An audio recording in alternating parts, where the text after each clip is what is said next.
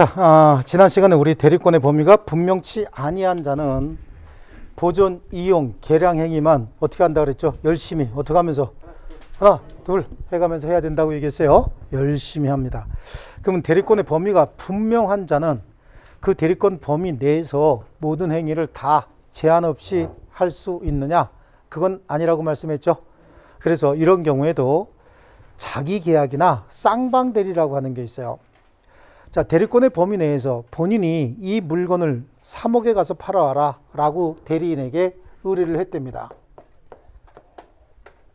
대리인한테 가서 야, 내 주택 이거 3억짜리인데 가서 적당한 가격에 팔아와라 라고 하는데, 그럼 적당한 가격을 결정할 수 있는 자는 대리인이지 않습니까? 이거 얼마에 팔 건지 현장 상황에 따라서 경우에 따라서는 3억 5천 받을 수도 있고 경우에 따라서는 3억만 받을 수도 있지만, 또 가격이 폭락하는 중이면 2억 5천에도 빨리 처분할 수 있는 거 아닙니까?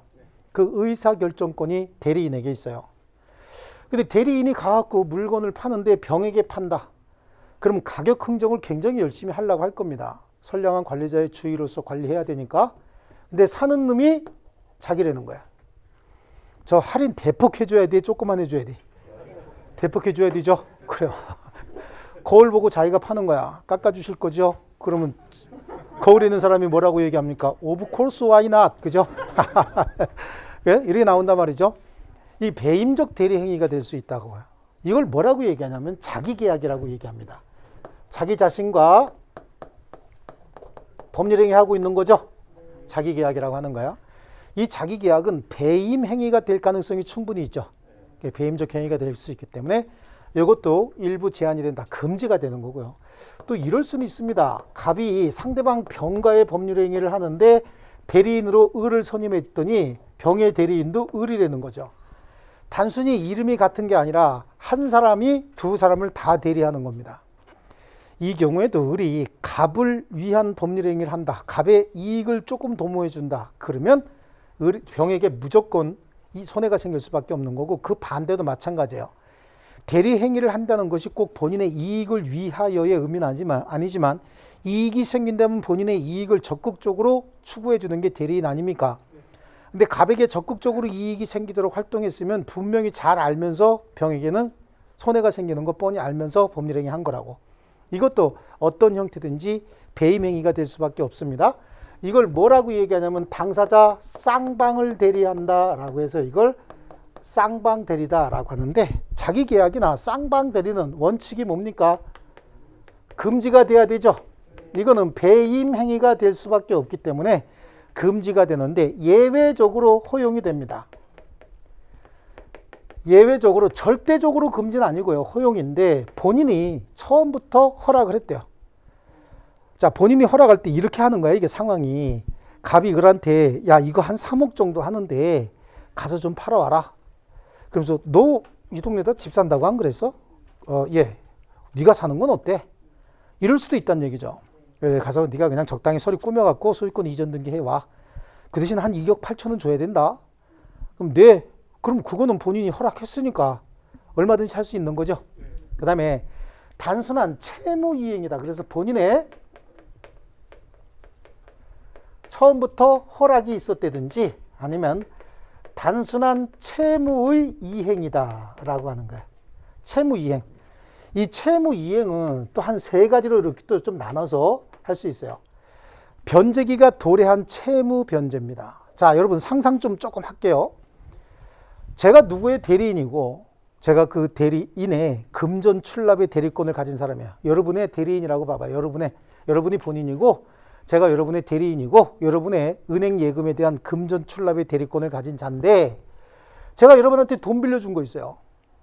그 빌려준 돈이 오늘 변제 기일이야. 그럼 제가 대리인 입장에서 오늘 변제 받는 게 유리해? 안 받는 게 유리해? 안 받는 게 유리하죠. 안 받으면 뭐가 더 유리한 거야? 지연이자. 이자가 아니라 지연이자가 발생을 하잖아요. 그럼 지연이자가 발생하면 저는 여러분의 예금 통장에 얼마 들어가 있는지 알죠? 알아 몰라? 알죠. 아니까 제가 받을 돈에 이자 꽉 채워서 은행 예금하고 거의 맞을 때쯤 받으면 되죠. 그건 완전히 마우스 아닙니까? 주식기 같은 행위죠. 예, 그렇다고. 이게 오히려 배임 행위가 될 수가 있어요. 그래서 채무 이행에는 변제기가 도래한 채무 변제예요. 채무 변제인데 여러분이 생각해도 변제기가 도래한 채무 변제를 얘기하는 거예요. 변제기가 도래하지 않았다든지 다툼이 있는 채무라든지 특히 대물 변제 있잖아요. 대물 변제 이거는 새로운 이해관계가 생길 가능성이 있기 때문에 대물 변제는 허용하지 않습니다. 이 반지 한 10만 원 정도 할 겁니다. 10만 원 좀 넘을래나?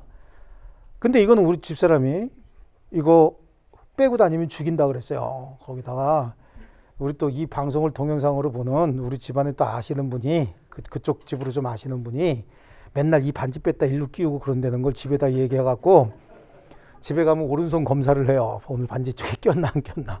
그리고 요즘엔 빼기도 못해. 이렇게 돌려 끼기도 못해요. 그 흔적 걸리면 그냥 죽을까봐. 이건 거의 목숨이야, 목숨. 그럼 시가는 10만 원이라고 할지라도 실제 제가 느끼는 가격은 제 목숨하고 똑같으니까 한 15만 원은 하겠죠. 더 올라갈 수도 있는 거 아닙니까? 그러니까 개인적으로 부여한 가치는. 그래서 대물 변제를 하게 되면 새로운 이해관계가 다시 생겨버릴 수 있어요. 이런 건 허용하지 않는다. 아니 상식적으로 생각해도 미확정 채무를 변제한다. 이거 새로운 이해관계 무조건 생기는 거 아니에요? 그렇지 않습니까? 다툼이 있는 채무를 변제한다. 이거 새로운 이해관계 생기지만 시험에 나오는 건 그래서 대물 변제인 거예요. 그 다음에요. 주식의 명의개소다라고 하는데 주식의 명의를 개소해 준다는 얘기는 주식 팔고 돈 다 받았다 그 얘기죠. 주식을 다 팔고 돈 받았으니까 명의만 바꿔주는 거야. 이거는 새로운 이해관계 생겨요 안 생겨요? 안 생기죠. 주식을 팔았어. 팔고 왜 주식에 의해서 배당을 받는 데든지 조합원 자격을 갖는 데든지 뭐 이런 거 하려면 명의 바꿔줘야 될 거 아닙니까? 그럼 내가 지금은 5%지만 내가 산 걸 내 명의로 하게 되면 15%가 된대. 그 여러분 자꾸만 내 명의로 다 바꿔야 돼 말아야 돼? 바꿔야 되잖아요. 지분권 행사할 때 15% 행사하는 거하고 내 명의로 안 돼 있으면 5%밖에 행사 못 하잖아요. 그럼 내 명의로 자꾸 바꿔놔야 되겠죠? 이런 주식의 명의 개소도 돈 냈으니까 명의를 개소해 주는 거지 돈 안 냈으면 명의 개소 안 해줄 거 아닙니까? 이런 것도 새로운 이해관계가 생길 가능성은 없어. 이미 돈 받아서 이행해 줘야 될 걸 이행해 주는 것 뿐입니다. 그 다음에 등기 신청인데 누가 법무사 같은 사람 있잖아요. 법무사에 등기 신청 있죠. 이 등기 신청은 자기 계약이나 쌍방대리가 가능하다는 거예요. 이게 뭐냐면 갑으로부터 을이 물건을 사서 그래요. 물건 샀어요. 그래서 등기만 신청한다고 그냥. 근데 등기 신청을 하는데 가만히 보니까 이 사람이 법무사예요. 아니면 이 사람이 법무사일 수 있죠. 그럼 굳이 뭐 법무사 딴 사람 살 필요 뭐 있어요. 그냥 알아서 좀 해주세요. 그래도 되는 거고 자기 계약도 가능하고 여기 마찬가지요. 갑하고 병이 부동산 매매해서 갑이 을에게 내 법무사요. 그러고 등기소를 맡기는데 애가 일하는 거 보니까 너무 깔끔하고 그냥 완벽한 거야. 그럼 병도 나도 내 법무사 있는데 이번엔 당신한테 맡겨야 되겠네. 라고 한다고 해서 새로운 이해관계 생길 게 있나요? 이게 소유권 이전 등기 신청하고 이러는 거는 서로 간에 계약을 마무리 짓는 행위로서 새로운 이해관계 생길 게 하나도 없죠. 그래서 이것들은 가능한 거예요. 그래서 이걸 좀 암기하셔야 되는데 이거는 그냥 본, 채, 주, 등 이렇게 해갖고 한번 해볼게요. 본, 채, 주, 등 이렇게 한다고. 본, 채, 주, 등. 그러니까 옛날에 보면 원래 안 되는 걸 주둥이가 센 사람은 가능하게도 만들죠. 그래서 본체 주둥이가 세면 안 되는 것도 되게 만든다. 뭐 그런 얘기를 전에 어떤 분이 하셔갖고 안 좋은 말이라고 제가 하지 말라고 한 적이 있어요. 아시겠죠? 네. 그런데 여기 가끔 나오면 뭘로 나와? 부득이한 사유.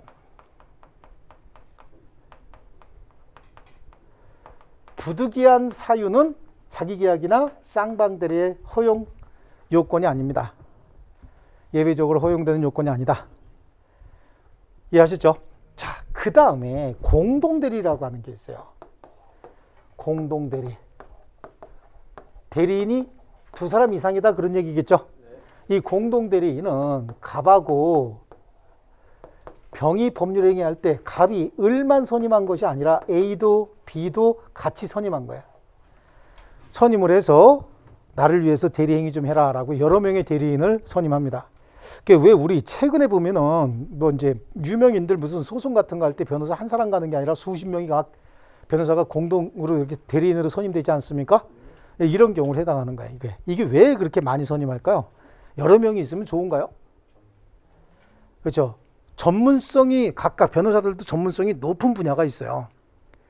그래서 혼자 결정하는 것보다는 여러 사람이 의사결정하는 게 훨씬 더 유리할 수 있기 때문에 그렇거든요.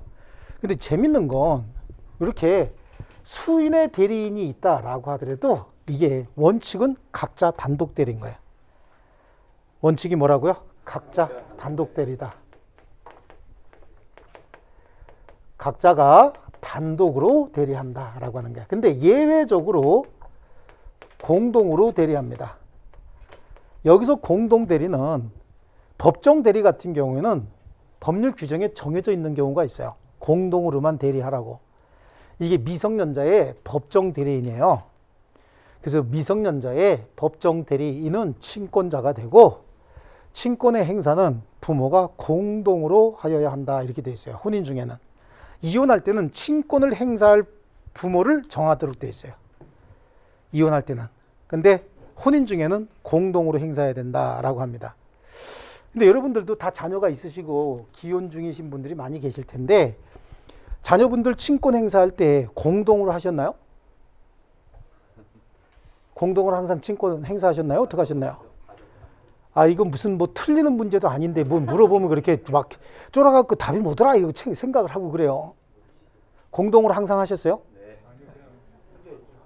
공동으로 하셨을 것 같은데요. 거의 다 공동으로 했을 거예요. 왜냐하면 여기서 공동의 의미는 표시의 공동, 같이 가서 표시하라는 뜻이 아니라 의사결정을 공동으로 하라는 뜻입니다. 그래, 의논하라고. 그러니까 부모가 보통 자녀 입학시킨다든지 이런 거 할 때 시간 있어? 같이 갈 거야? 그럼 나 시간이 없는데 당신 혼자 갔다 와. 이런 식으로 서로 의논하지 않습니까? 그죠? 예, 저희 집도 그래요. 저희 집도 이제 큰애 작은애 유치원 보내는 문제가 이렇게 단지 안에 유치원이 있었어요. 이렇게 있었고 우리 집은 바로 요 앞에 단지야. 그래서 유치원하고 놀이터가 다 보여요. 근데 왜 단지 밖으로도 유치원이 하나 있었는데 우리 집사람이 저한테 유치원 여기 보내 라고 물어보더라고요. 저는 무조건 집 앞이죠. 무슨 유치원이 무슨 뭐 더 좋은 데가 어디 있고 뭐 있어요? 근데 엄마들 서로 간의 커뮤니케이션에는 훨씬 좋대 여기가. 근데 저는 그건 잘 모르겠는데 그래서 차 안 타고 여기서 집 앞에서 나가면 바로 앞에 있잖아요. 이거 훨씬 좋죠. 그래서 나는 무조건 여기지 라고 얘기했더니 아니야 여기가 더 좋아 라고 얘기하더라고요. 그래서 내일 여기 가서 입학시킬 거야? 나한테 왜 물어본 거야? 에? 뭐요? 의사결정을 공동으로 해야 되니까 통지하는 거란 말이죠. 이게 아시겠죠? 자, 이게 공동 대리인 것이지 같이 어깨동무하고 가서 하나 둘 셋 사세요 이렇게 내지르고 이런 거 같이 하라는 뜻이 아니에요. 의사결정을 공동으로 했으면 표시는 각자 혼자 가서 단독으로도 가능한 거죠. 아시겠죠? 자, 그래 공동에 그래서 법정 대리 같은 경우에는 법률 규정에 정해져 있고요. 법정 대리 같으면 법률 규정에 그렇게 정해져 있고 임의 대리 같은 경우에는 수권 행위로 정해야 되는 거야. 여러 명의 대리인을 두면서 서로 공동으로 해서 힘을 합쳐서 법률 행위해라 라고 정해줬을 때만 공동이지 원칙은 각자 단독입니다. 이때 이 공동의 의미는 뭐라고 얘기했죠? 의사결정을 공동으로 하는 것이다 이렇게 말씀을 드렸죠. 그러니까 의사결정을 공동으로 하였다면 표시는 각자 단독으로 해도 된다. 아시겠죠? 네. 자, 그래. 그러니까 의사결정을 공동으로 했어. 그럼 한 사람이 가서 표시해도 되는 겁니다. 한 사람이 가서 표시해도 되고 한 사람 다 가서 그냥 각자 해도 되고 의사결정을 공동으로 했으면 표시행위는요. 그런데 이게 보세요. 능동대리는 의사결정을 해서 전달을 하는 거니까 공동으로 하지만 수동대리는 상대방의 의사를 받는 거 아닙니까? 그럼 수동대리는 저것도 공동으로 해야 될까요? 병측에서 의사를 전달하러 왔더니 의리 잠깐만 계세요. A하고 B하고 불러야 되거든요. 그래야 받을 수 있거든요. 그래서 A하고 B하고 오려는데 B는 외국 나가 있네. 3일 있다 오셔야 되겠는데요. 그럼 3일 있다 이 사람이 올까요?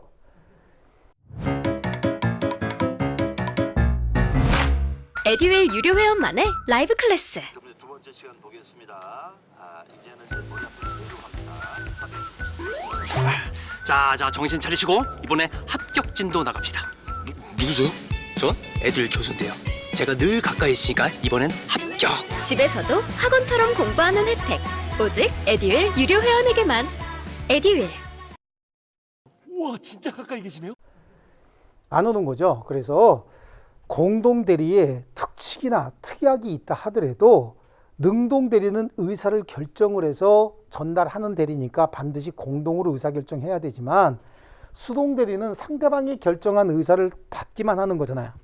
그럼 이건 빨리 받아서 이에 대한 대응책을 마련하는 게 급선무죠. 그래서 공동 대리에 특약이나 특칙이 있어도 수동 대리는 각자 단독으로 할 수 있다. 왜 그런지 이해하셨죠?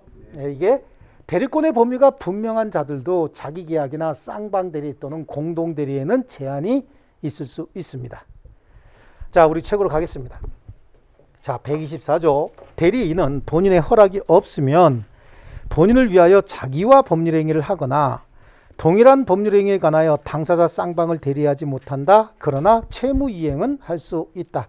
그럼 그 법조문에서도 본인의 허락이 없으면이라고 했으니까 있으면 할 수 있다라고 반대 해석할 수 있지 않습니까?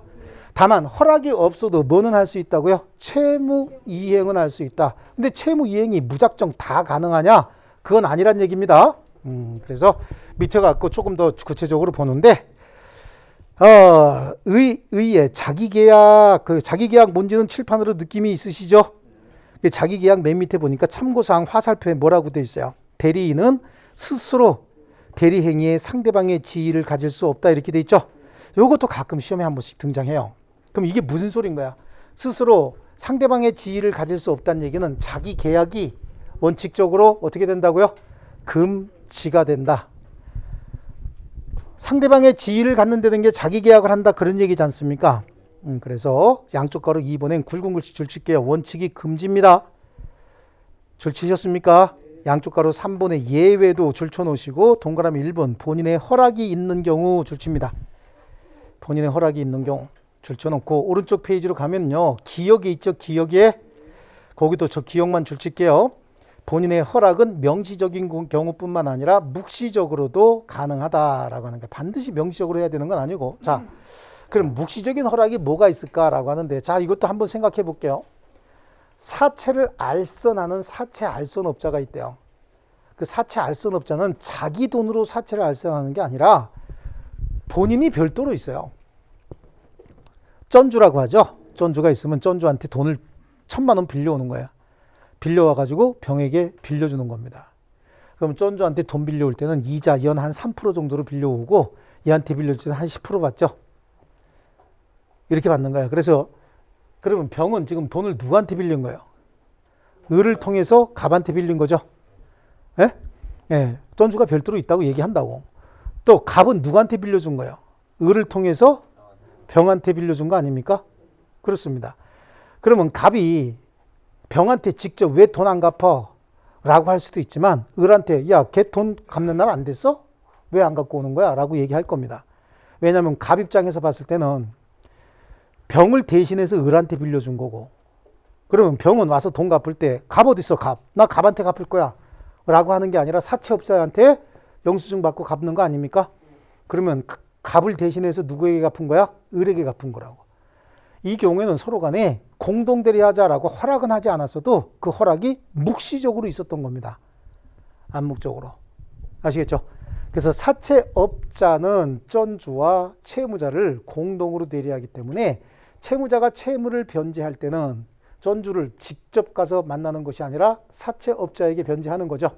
그럼 사채업자에게 변제했으면 누구한테 변제한 거 똑같아? 갑에게 변제한 거하고 똑같다고요. 사채들 안 써봐서 그렇구나. 이 사채 쓰면 담보서류를 얘가 가져와요. 그럼 담보서류를 여기 주잖아요. 그럼 담보서류 주면 얘가 담보서류를 갑한테 갖다 줘요. 그래서 갑이 담보서류를 가지고 있고 갑은 누구한테 돈 주는 거야? 을한테. 그럼 갑 입장에서 봤을 때는 을이 병을 대신해서 돈 빌리러 온 거고 병 입장에서 봤을 때는 을이 갑을 대신해서 돈을 빌려준 거라고. 근데 병이 을한테 돈을 갚았어요. 갚았는데 을이 이걸 가지고 도망을 갔단 말이야. 그러니까 갑 입장에서는 돈 들어왔어요? 안 들어왔어요?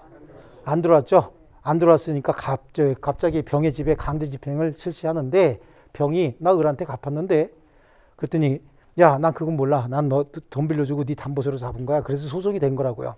조정이 됐는데 우리 판사가 사채업자는 채권자와 채무자를 공동으로 대리하고 그 공동 대리는 묵시적인 허락이 있었던 것으로 봐서 사채업자에 대한 채무 변제는 본인에 대한 변제다. 그러니까 강제 집행할 수 있다는 거예요, 없다는 거예요? 없다 그런 얘기입니다. 아시겠죠? 그래서 그 공동 대리에 대한 동의가 묵시적으로 이루어진 게 거기 동그라미 디귿에 나와 있는 거예요. 그래서 사채업자가 채권자, 채무자 양쪽을 대리할 때 채무자의 사채업자에 대한 변제는 채권자에 대한 변제로서 효력이 있다죠.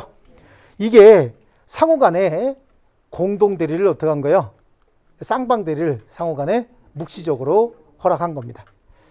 그 다음에 동그라미 2번에 채무이행 있죠. 채무이행. 채무이행은 굵은 글씨 줄쳐놓으시고 밑에 있는 기역, 니은, 디귿 다 줄쳐놓으셔야 됩니다.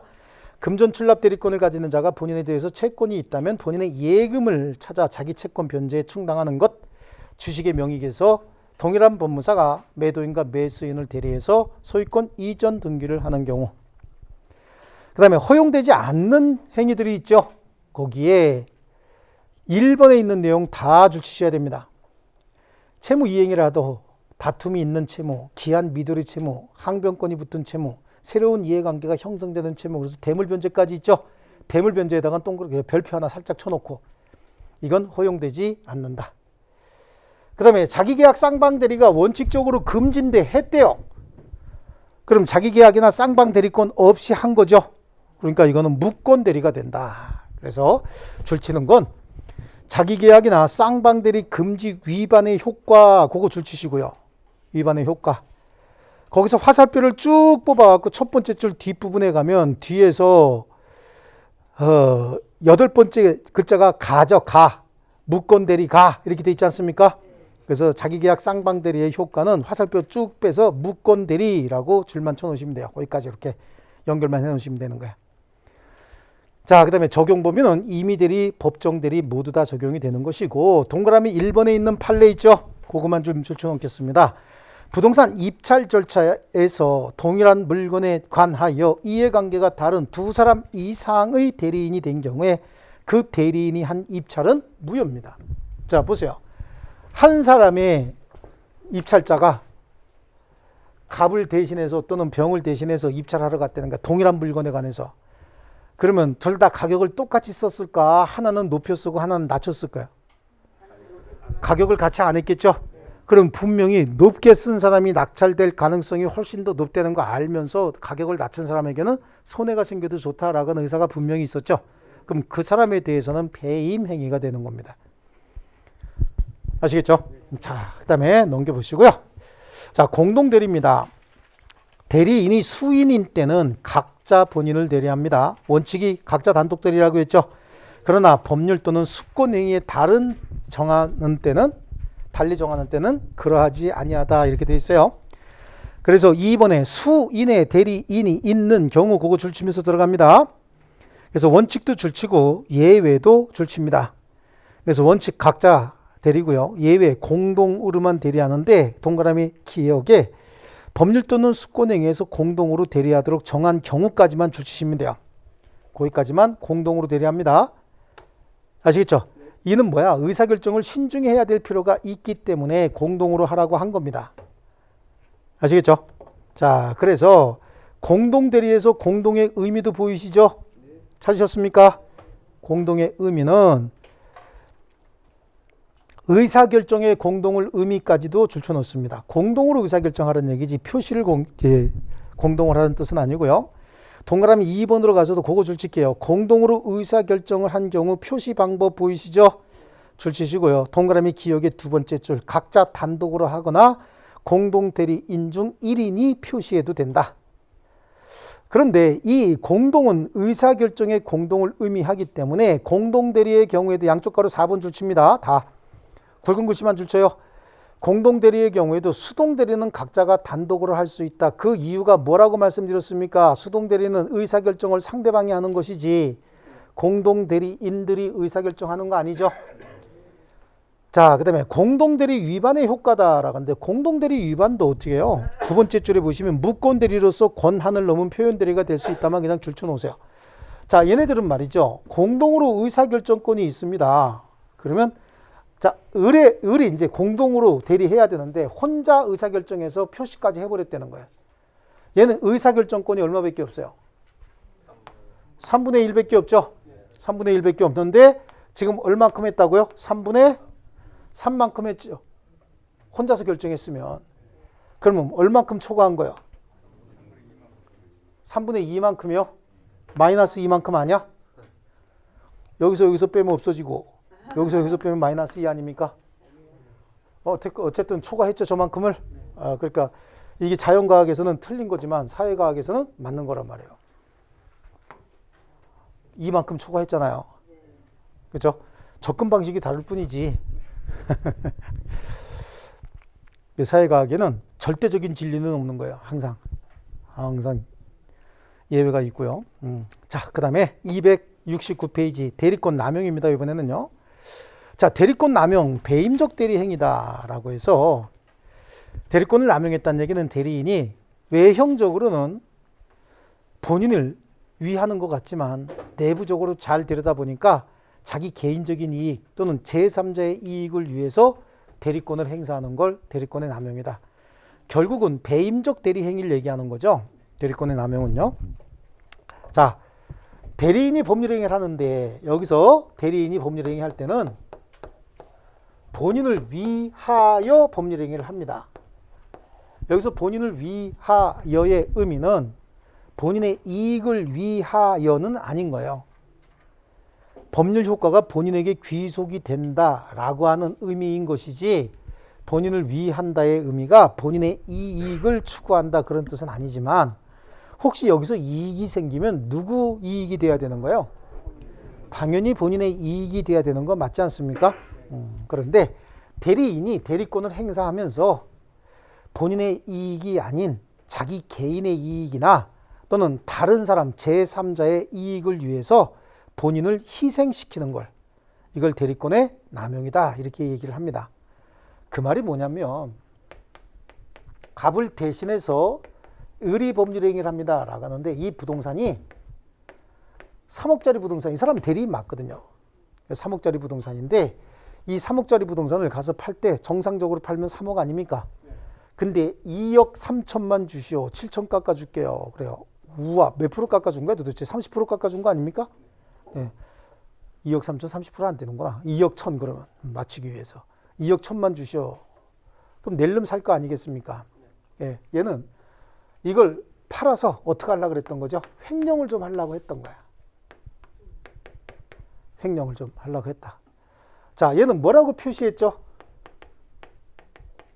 표시는 갑에게 갖다 줄 겁니다 라고 표시한 거 아닙니까? 갑의 물건을 팔아서 갑에게 귀속시킬 겁니다 라고 했는데 실제 의사는 무슨 의사였었어요?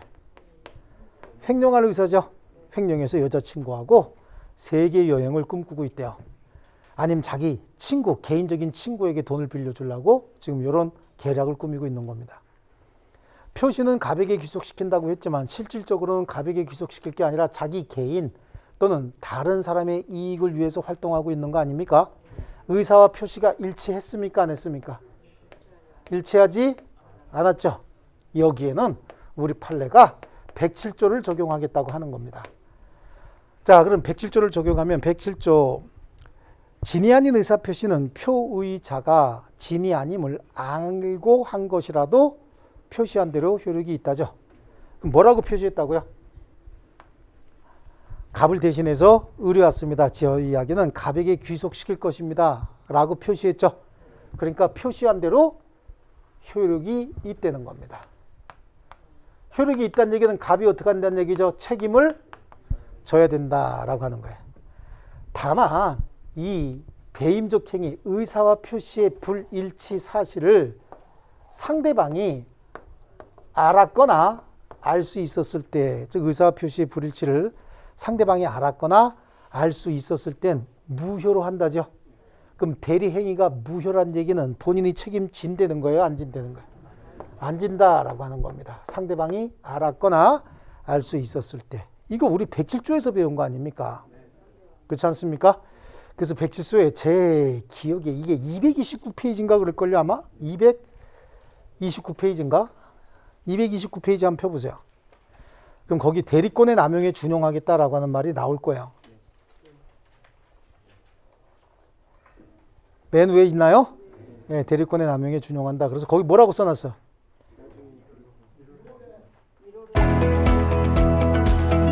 녹화된 강의는 나중에 몰아듣게 되더라고요. 라이브 클래스 같은 경우는 학원 스케줄에 맞춰서 꼭 들어야 하니까 공부도 미루지 않게 되고 학원에 가 있는 느낌이 들더라고요. 집에서도 생생한 강의 현장을 느끼고 싶다면 라이브 클래스가 딱인 것 같아요.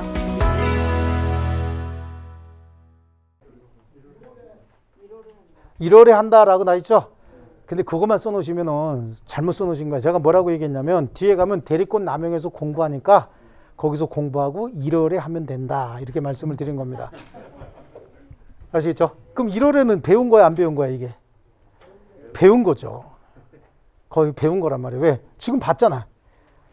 그죠? 그러니까 1월에 딱 할 때는 부드럽게 넘어가는 거죠. 거기 또 이제 1월 달에 거기 써놓은 것 같고, 아니, 지난번에 안 배웠고요. 1월에 한다 그랬거든요. 그럴 겁니다. 자, 이게 좋습니다. 그래서 그 2번으로 가면 학설과 판례는 107조 1항 단서를 유추 적용하겠다라고 얘기하고 있죠. 그래서 거기는 진의 아닌 의사표시가 동그라미 1번은 제가 그냥 읽어만 줄 거고 주실 건 저 밑에 있는 거 주실 겁니다. 진의 아닌 의사표시가 대리인에 의해서 이루어지고 대리인이 그 진의가 본인의 이익이나 의사에 반하여 자기 또는 제3자 이익을 위한 배임적인 것임을 그 상대방이 알았거나 알 수 있었을 경우에 107조 1항 단서 유추 해석상 그 대리인의 행위에 대하여 본인은 아무런 책임을 지지 않는다고 보아야 한다라고 하는 거잖아. 상대방이 알았거나 알 수 있었을 때 그 상대방이 몰랐다, 선이 무과실인 경우에는 본인이 책임져야 된다고 반대 해석이 가능한 거잖아요. 그래서 밑으로 쭉 내려가면 효과 보이십니까? 효과요. 그래서 동그라미 2번에 상대방이 대리인의 대리권 남용 사실을 알았거나 알 수 있었을 경우 그거 줄쳐야 될 거야. 2번 다. 이때 그 대리 행위는 무효이므로 대리 효과는 본인에게 귀속되지 않는다. 그렇다고 한다면 상대방이 알았거나 알 수 있었던 사유가 없다면 본인이 책임진다는 얘기죠. 이렇게 해석을 하는 겁니다. 자, 그 다음에 대리권의 소멸 한번 넘겨볼게요. 대리권이 소멸한다라고 하는데 이건 단순한 암기가 훨씬 더 낫습니다.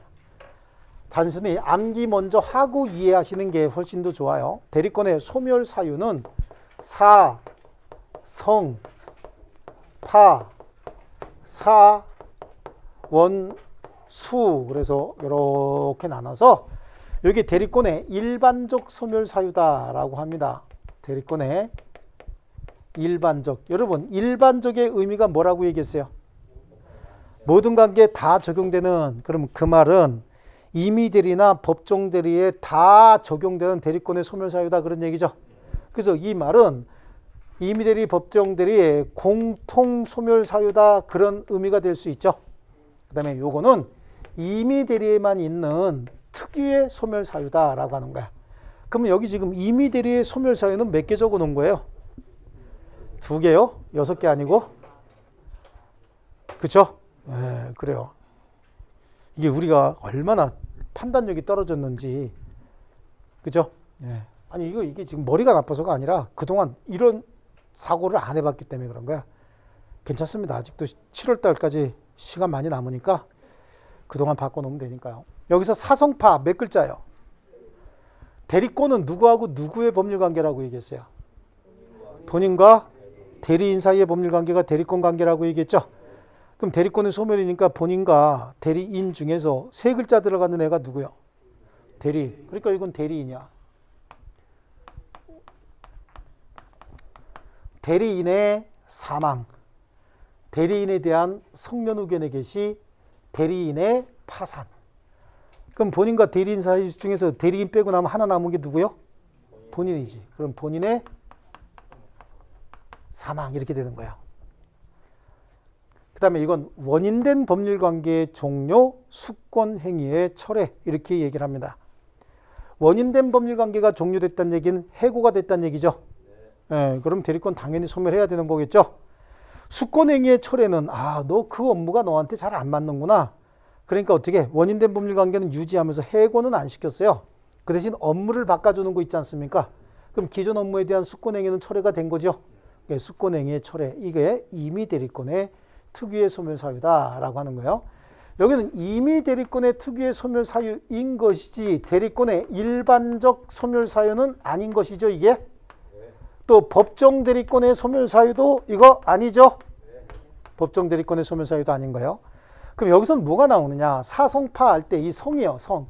성이 대리인의 성년 후견에 계신데 대리인의 한정 후견에 계시는 대리권의 소멸 사유가 아니다라고 하는 거하고, 본인의 사망이 대리권의 소멸 사유인 것이지 본인의 성년 후견에 계시, 본인에 대한 성년 후견이 계시가 되면 어떻게 해야 되는 거예요? 법정 대리인을 선임해야 될 판인데 있는 법정 대리권을 소멸시킬 일이 아니죠. 그렇지 않습니까? 자, 다시 뭔가 적어서 지금 굉장히 압박감을 느끼시는데, 자, 암기 그냥 간단하게 사성파, 사원수 해보세요.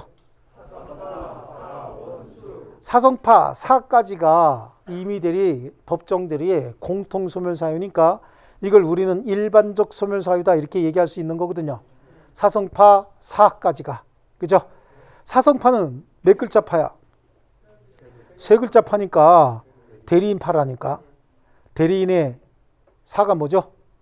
사망. 칠판 보고 해요. 대리인의 뭐요? 그 다음에 대리인의 성년 후견의 계시. 다시 한번 대리인의, 그 다음에 대리인의 파산. 그럼 이제 하나 남았잖아. 그럼 본인과 대리인 사이에서 하나 남은 거 이제 누구요? 본인의 사망. 자, 왜 그런지 설명이야. 암기가 되고 난 다음에 이제 설명이 들어가 줘야 되죠. 자, 대리인이 사망했대요. 그러면 법률행위 할 자가 있습니까? 없습니까? 없습니다. 대리권 소멸해야 되죠.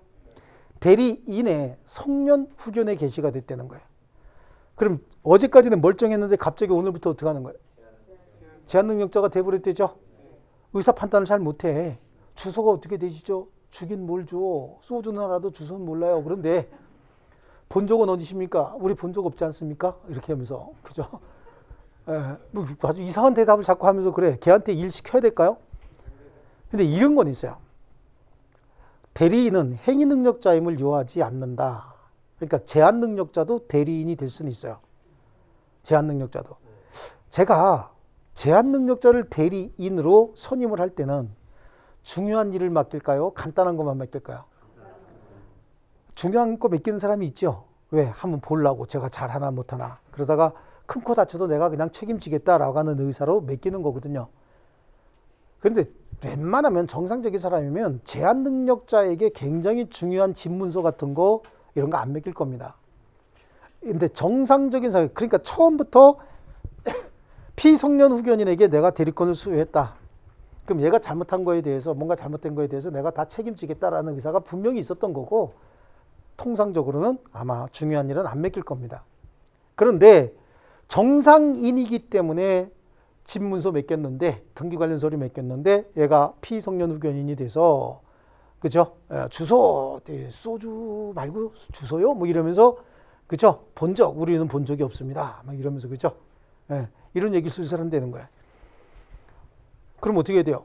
줬던 집문서 뺏어와야 돼? 그냥 냅둬야 돼? 뺏어와야 되죠. 얘 잘못하면 이 등기 관련 서류, 내 등기 권리증 갖고 코 푸는 수가 있어. 휴지라 그러고 코 풀어갖고 막 던지고 다니는 수가 있다고. 그러니까 처음부터 제한능력자인 줄 알고 맡겼으면 제한능력자가 대리행위 한다라고 하더라도 이건 취소 대상이 아니지만, 정상인한테 등기 관련 서류 다 맡겼는데 얘가 제한능력자가 됐다. 그럼 대리권의 소멸사유가 돼버리는 거예요. 정상인이었다가 성년후견 개시 심판을 받으면 대리권이 소멸하는 거예요. 또 하나, 대리인이 파산했다는 거야. 파산했다는 얘기는 속된 말로 거지됐다 그 얘기잖아요. 근데 얘가 지금 대리행위에서 돈이 들어왔다는 거야. 그럼 돈이 들어왔으면 지네 집으로 가져갈까? 본인 집으로 가져갈까요? 지네 집으로 가져갈 가능성이 굉장히 높죠. 파산했대요. 파산. 아침에 아들이 아버지 다음 학기 등록해요. 말아요. 그럼 뭐라는 거야? 당연히 막 휴학하고 돈 벌어야지. 그 얘기 나와 안 나와? 애비 입에서. 그래, 어떻게 좀 한번 보자. 아빠 나가서 뭔가 해볼게. 근데 집사람이 잠깐만 들어와봐. 그러면서 뭘 보여줘. 근데 보니까 쌀 항아리 열었는데 쌀 3톨이 있네. 그래서 어저녁부터 난 안 먹었다. 왜 다이어트해? 그때 먹을 게 없어서 안 먹고 있다. 그러고 있대요. 그런데 그날 나가고 대리행위하고 돈이 좀 생겼다고. 그럼 본인 집으로 갑니까? 우리 집으로 먼저 가져갈 가능성이 있죠. 그래서 이 경우에 배임적 행위가 될 가능성이 있기 때문에 대리권 소멸 사유로 보는 거예요. 본인이 돌아가셨답니다. 그럼 본인이 돌아가셨으면 본인을 중심으로 한 모든 법률관계는 싹 다 소멸하게 되고 그 재산은 전부 다 상속인에게 승계가 되죠. 대리인이 관리할 재산이 없어져 버린다고.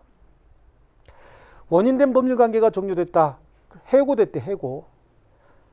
적격자가 아닌가 봐요. 해고됐답니다. 그럼 대리권도 소멸해야 되죠. 이 수권행위가 처리가 됐다는 얘기는 해고는 되지 않았는데 애가 적성에 안 맞는 것 같아요. 그러니까 너는 더 이상 계약 업무 하지 말고 인사 업무 쪽으로 해라 라고 해서 업무를 바꿔줬어요. 그럼 나가서 더 이상 계약 같은 거 할 수 있어요? 없어요? 원인된 법률관계는 유지하고 있는 거죠. 있지만 나가서 더 이상 계약할 수 없다. 그래서 다시 한번 이제 저하고 지금 여태까지 얘기했던 거는 머릿속으로 관념만 가지고 있고 일단 먼저 암기가 되고 암기만 되면 여러분이 지금 들은 것만 가지고도 살 붙일 수 있어요. 충분히. 그렇죠? 그럼 칠판 저거 안 보고 칠판 안 보지 말랬더니 또 모니터 보는 사람이 있어요. 칠판 안 보고 자 대리권의 소멸 사유 어떻게 한다고요?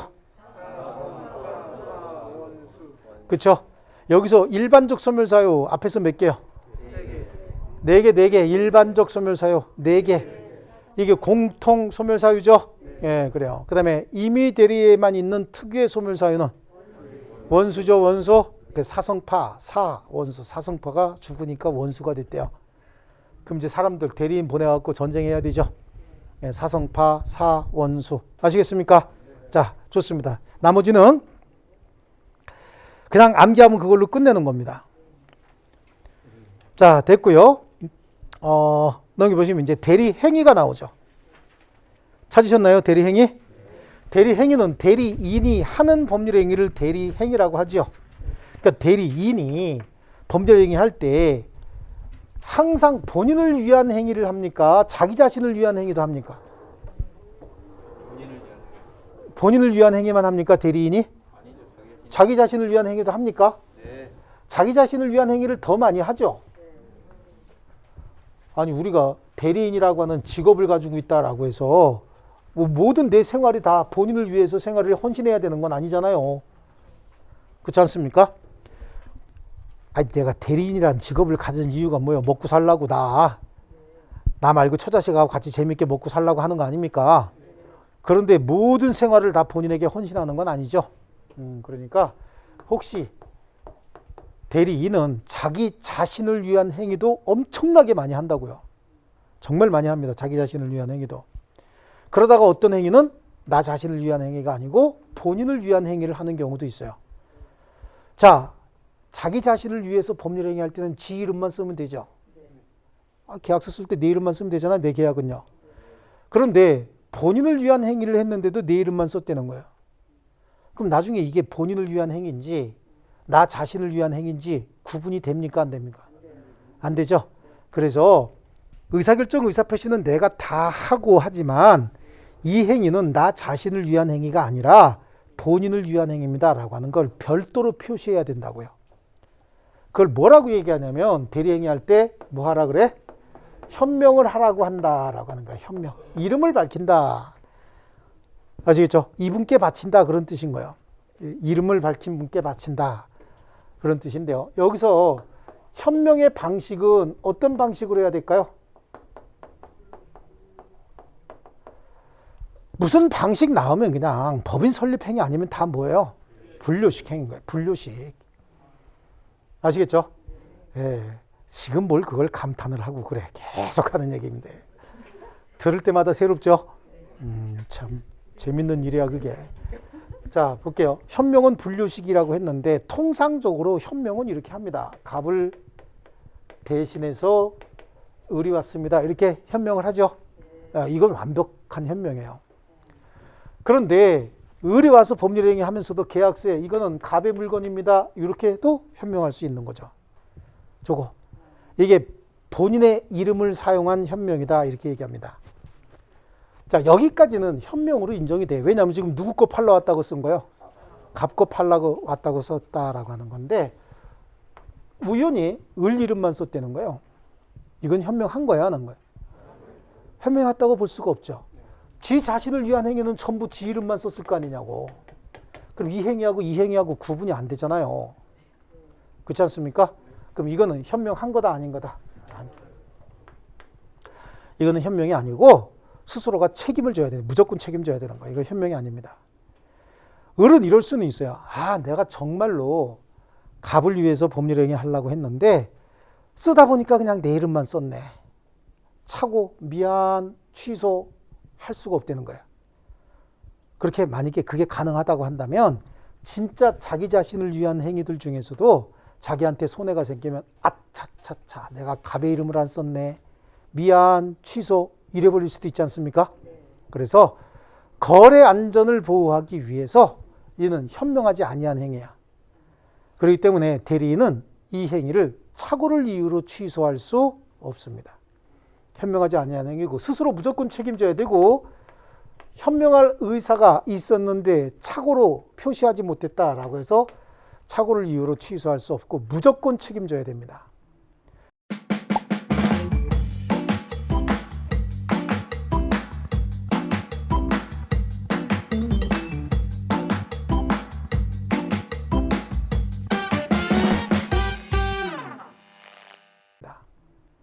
근데 이러한 경우에도 예외적으로 현명으로 인정하는 경우가 있어요. 언제냐면 상대방이 대리행위임을 상대방이 알았거나 알 수 있었을 때, 상대방이 알았거나 알 수 있었다라고 하는 거는요. 왜? 현명은 무슨 행위요? 분류식 행위이기 때문에 어떤 식으로든지 내가 본인을 대신해서 왔습니다 라고 하는 걸 표시만 해주면 되는 거예요. 그럼 예를 들어서 매매계약서를 매도인이 본인을 대리해서 팔러 와가지고 대리인이 본인을 대리해서 팔러 와가지고 매도인란에 갑을 대신해서 을이 왔습니다 라고 표시를 해야 되는데 지 이름만 쓴 거예요. 그 지 이름만 썼으면 지가 매도인이다 그런 뜻이잖아요. 근데 지 이름을 쓰면서 한쪽 손으로는 위임장을 보여준 거야. 그럼 지금 을이 위임장을 들고 다닌다라고 하는 건 누군가의 대리인으로 다니고 있다 그 얘기 아닙니까? 그렇지 않습니까? 그럼 나는 본인이 아니고 대리인이라는 걸 표시한 거죠. 네, 이건 상대방이 대리인의 행위임을 알았거나 알 수 있었다는 겁니다. 몇 년 전에 아니 자기가 자기한테 위임장 써줄 수도 있는 거 아닙니까? 라고 얘기하는데 그거 굉장히 심각하신 분이에요. 내가 나한테 위임장을 써줘요? 내가 나한테? 상상해 보신 적 있어요? 네. 저는 그것도 잘 몰랐어요. 내가 나에게 상 주는 사람이 있어 없어요? 그거 있대. 특히 우리 사모님들은 자기가 자기한테 상을 좀 준대. 난 그걸 잘 이해 못했거든요. 우리 집에 계신 분 그런 얘기하면 때려요. 쓸데없는 짓 한다고. 네. 쓸데없는 짓 하려면 낮잠 자라고 때리는데 그런 분이 있긴 있대요. 그래서 난 그건 또 좀 얼마 전에 알았는데 어쨌든 그런 분들이 있긴 있다 그러더라고. 그래서 뭐 내가 나에게 상을 줬다 뭐 이런 게 있대요. 난 아직도 이해는 못하는데 어쨌든 간에 적응해야지 어떡합니까, 그죠? 그런데 어쨌든 상대방이 알았거나 알 수 있었다는 얘기는 대리인으로 왔다는 걸 알았거나 알 수 있었다. 나오면 100% 뭐죠? 위임장 제시인 거야. 위임장을 제시했다. 그럼 위임장 들고 다니는 사람은 대리인일 거 아닙니까? 그래서 이 경우에는 상대방이 대리인의 행위임을 알았거나 알 수 있었기 때문에 대리 행위로서 현명으로 인정이 된다. 아시겠죠? 물론 여기도 예외는 있기는 있는데 그 예외까지는 특별히 보실 필요는 없습니다. 자, 이런 거지. 예외가 뭐냐면 이게 대리 행위로 인정되지 않는 경우도 있어요. 언제냐면 을이 갑의 행세를 해고 갑의 이름으로 법률 행위를 하고 있습니다. 그러면서 저는 대리인 을이고요. 갑의 물건 팔러 왔습니다. 그러는 게 아니라 내 거 팔아요. 내 거. 본인 성함이 내 갑이요. 갑. 그러니까 내 거 팔아요? 지 거 판대죠. 근데 상대방은 을이 본명은 잘 몰라. 하지만 이걸 들고 다니는 게 아니라 을이 살고 있는 집은 알아. 이런 집에 살고 있어요. 그 지 거 판다 그러죠. 상대방 병이 을의 본명을 모른다고 했잖아요. 그런데 이거는 5억짜리인데 이건 3억짜리인데 3억에 팔아요. 그러면서 내 거 팔아요. 그러니까 병이 물어봤다고 다시 한번. 사장님 거 직접 하신다고요? 근데 내 거라니까. 내 거 판다니까. 그럼 병은 지금 이거 쳐다봐. 요거 쳐다봐. 요거 쳐다보죠. 요거. 이걸 쳐다보는 게 아니고 요거 쳐다본다고. 그래서 대리인이 본인의 이름을 사용해서 법률행위 하면서 자신이 본인 행세를 했고 상대방도 대리인을 본인이라 믿었다면 대리인이 자기 물건 줘야 돼. 얘한테 3억에. 그리고 여기 들어가야 되죠. 얘도 집에 가면 대가리 무지하게 받겠다. 그죠? 마누라한테. 자, 좋습니다. 이게 현명해요. 그래서 114조에 대리인이 그 권한 내에서 본인을 위한 것임을 표시한 의사표시는 직접 본인에 대하여 효력이 있고 전항의 의사표시는 대리인에 대한 제3자 의사표시에 준용을 한다라고 하는데, 자, 이거야. 그러니까 을이 의사결정에서 표시할 때는 나는 갑의 대리인 을로 왔습니다 라고 하는 거고, 제3자가 대리인에게 의사표시할 때도 야 대리인 을 너 이거 받아라 라고 해야 된다고. 예를 들어서 을하고 병하고 조금 아는 사이예요. 그리고 을하고 병도 그 전에 뭔가 거래가 좀 있어서 주고받을 돈이 좀 있는데 을이 또 갑을 대신해서 병에게 물건을 팔았어요. 자, 중도금 주기로 한 날은 다음 달 1일인데 얘가 매일 돈 조금씩 갖고 와서 준다고. 변제기일이 정해져 있다고 해서 반드시 그날 갚는 건 아니거든요. 그 전까지 조금씩 갚으면 되는 거야. 근데 병이 와갖고 돈을 갚아요. 갚으면서 야, 을 이 돈 받아. 그리고 돈을 줍니다. 중도금 받아야 될 건 3억이야. 3억. 근데 오늘은 5천만 원 갖고 와서 던져줍니다. 을 이거 받아. 라고 해서 받았어요. 그럼 그건 중도금을 준 거야? 을에게 갚을 돈을 준 거예요? 그거 가지고는 모르죠. 의사표시 해석의 문제가 별도로 또 발생하는 거야. 나중에 중도금 지급기일에 보니까 2억 5천 갖고 왔다. 그럼 그 전에 줬던 5천만 원은 중도금 중 일부가 되는 거죠. 근데 나중에 중도금도 3억을 갖고 왔다. 그럼 그 5천만 원은 기존에 있던 채무 변제한 게 될 수도 있지 않습니까? 그리고 의사표시 해석의 문제가 다시 남게 된다, 이런 얘기를 하는데, 병이 야 갑의 대리인 을 나와봐. 그러면서 5천만 원 줬다는 거예요. 뭐라고? 갑의 대리인 을 나와봐. 그리고 5천만 원 줬으면 그 5천만 원은 거래대금이 분명하죠. 그렇지 않습니까? 그래서 그 제2항에 그런 얘기가 나온 거예요. 전항의 규정은 대리인에 대한 제3자 의사표시에 준용한다는 얘기는 본인을 위한 것이면 어떻게 해라? 표시해라. 아시겠죠?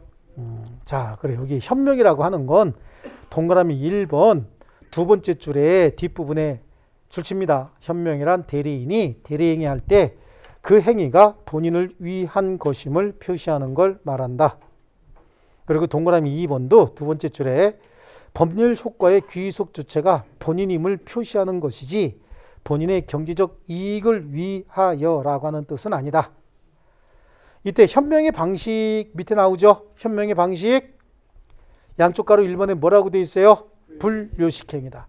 불요식행위는 동그라미 2번에 있는 것처럼 명시, 묵시, 구두, 서면, 재판상, 재판에 다 가능하다는 얘기죠.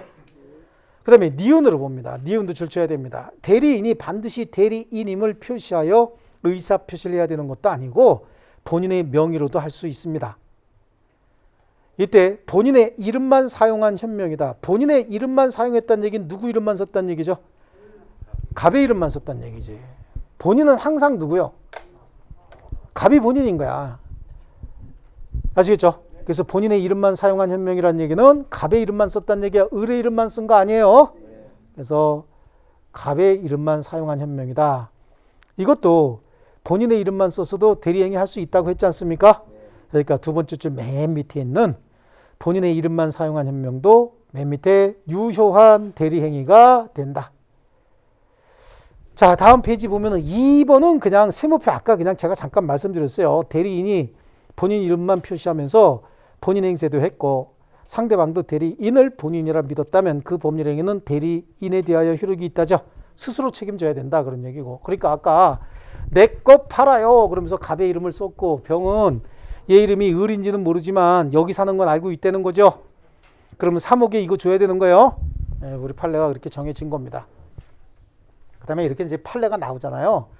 그러면 이제 여기에 내가 내 생각은 안 그런데 라고 해서 저한테 이제 질문을 하시면 제가 예, 본인 생각이 맞습니다 라고 대답을 할까요? 아니면 판례 내용을 설명드릴까요? 판례 내용을 설명드리면 내 마음에 안 들어. 그럼 또 그거 갖고 계속해서 10번 질문해야 됩니까? 수십 번을 질문을 해도 제가 바꿀 수 있는 내용 같으면 그 의견에 동조해서 예, 그렇습니다. 그리고 얼른 해드리고 싶어요. 그런데 100번을 질문을 해도 판례가 정한 내용은 내가 바꿀 수 없습니다. 아시겠죠? 늘 얘기하지만 대부분 판례가 내 마음에 안 들어도 바뀌기 전까지는 어떻게 해야 돼요? 네, 따라야죠. 그게 법치주의인 거예요. 어쩔 수 없어요. 자, 그 다음에 본인을 위한 것임을 표시하지 아니한 행위. 자, 본인을 위한 것임을 표시하지 않았다는 얘기는 현명했다는 거야, 안 했다는 거야? 현명하지 않았다는 얘기죠. 그럼 누구 이름만 썼다는 얘기죠? 대리인 자신의 이름만 썼다 그런 얘기잖아요. 그래서 거기 115조에 대리인이 본인을 위한 것임을 표시하지 아니한 행위는 아니한 때에는 그 의사표시는 자기를 위한 것으로 본다. 본다 동그라미 칩니다. 여기는 왜 추정한다가 아니고 본다로 나왔을까요? 왜 본다로 나왔어? 본. 여러분 제가 본다와 추정한다는 본다는 판단할 수 있는 기준이 요만거라도 있으면 본다야. 눈에 보이는 판단 근거가 있으면 본다요. 근데 추정한다는 눈에 보이는 판단 근거가 없어갖고 추측해서 정해줄 수밖에 없는 거야. 추측해서 정한다가 뭐요? 추정한다야, 추정한다. 제 설명 듣고 있어요? 네. 그럼 여기는 대리인이 자신의 이름만 썼대요. 그럼 자기 자신을 위한 행위로 추정한다 그래야 돼? 본다 그래야 돼? 왜? 아, 여기 써 있잖아요. 여기. 뭐라고 썼다고? 을이라고 썼으면 을을 위한 것으로 본다라고 해야지. 눈에 보이는 거 있어요? 없어요? 뭐가 보여? 을의 이름이 보이잖아요, 지금. 그러니까 본다. 아주 간단해요. 이걸 본다, 추정한다라고 할 때 이제 공부 조금 하시면 이제 감이 나온다고. 그러면 또 이제 또 분명히 질문 들어옵니다. 본다하고 추정한다 싹 정리해서 주시면 안 됩니까? 시간 없어요. 그리고 그거 뭐 하려고 암기하려고 들어? 아, 쓸데없는 거 암기하려고 든다고. 그죠? 예, 그런 생각 하지 마시고요. 나올 때마다 그때그때 동그라미 치고 그 대신 나올 때마다 머릿속으로 생각하면 되는 거야. 아, 이게 뭔가 판단할 수 있는 글씨라도 써 있나? 법원의 판결문이라도 있나? 아니면 법률 규정이라도 있나? 이걸 찾아보시면 되는 거지. 암기는 무슨 구구단 암기하듯이 암기되는 거 아닙니다, 이거. 아시겠죠? 항상 뭔가 판단할 수 있는 기준이 없어서 추측해서 정해줘야 된다면 추정한다. 판단할 수 있는 근거가 조금이라도 있으면 본다. 아시겠죠? 자, 실종 선고를 받은 자는 실종기간 만료일에 사망한 것으로 본다야 추정한다야? 에? 본다야 추정한다야? 추정한다 손 들어봐요. 본다 손 들어봐요. 본다는 왜 본다고? 추정한다는 왜 추정한다? 판결문이 있잖아요. 판단할 수 있는 근거가 있어요 없어요? 뭐가? 판결문이 있지 않습니까? 예, 실종 선고 법원에 판결문이 있잖아요. 그렇죠? 두 사람 이상이 동일한 위난으로 사망한 경우에는 사망의 선우를 알 수 없으면 동시에 사망한 것으로 본다야 추정한다. 왜 추정한다? 시신은 있는데 누가 먼저 죽었는지 모르잖아요. 그러니까 추측해서 정해줘야 되죠. 예. 법률행위함에 있어서 가주소를 정한 때는 해당 법률행위에 있어서는 주소로 추정한다야 본다야? 왜 본다요? 계약서에 썼잖아 지금. 계약서에 썼으니까 본다죠. 네. 국내 주소 없는 자 그 거소를 주소로 본다야 추정한다야? 왜 본다야? 거소가 지금 눈에 확인이 되고 있잖아요. 거소가. 아우 지쳐서 안 되겠다 그만해. 진도선. 네. 계속 적어. 그냥 어떡하려고 그러는지 모르겠어요. 그래서 본다요. 거기는 본다. 왜? 을의 이름을 썼죠. 근데 상대방이 대리인으로 한 것임을 알았거나 알 수 있었을 때는 전조 1항에 따라서 전조 1항을 준용한다는 얘기는 대리효과 발생한다는 얘기잖아요. 그렇죠? 그래서 원칙적으로는 대리인 자신을 위한 행위인데 그 원칙의 동그라미 2번 보세요. 자, 현명하지 않은 행위에 대하여 상대방이 대리인에게 계약의 이행을 청구하면 대리인은 자신을 위해서 행위할 의사가 없었다는 이유로 착오를 주장할 수 없다. 착오를 주장할 수 없다는 얘기는 취소 못한다는 얘기거든요. 근데 예외적으로 예외도 동그라미 2번에 보십니다. 상대방이 알았거나 알 수 있었을 때 얘기하는 거죠. 매매 위임장을 제시하고 매매 계약 체결하면서 계약서 매도인 안에 대리관계 표시 없이 대리인 자신의 이름만 기재하더라도 소유자를 대리한 것으로 어떻게 한대? 보아야 한다죠. 보아야 한다. 이해되셨죠? 자, 쉬었다가 대리행위 하자 할게요.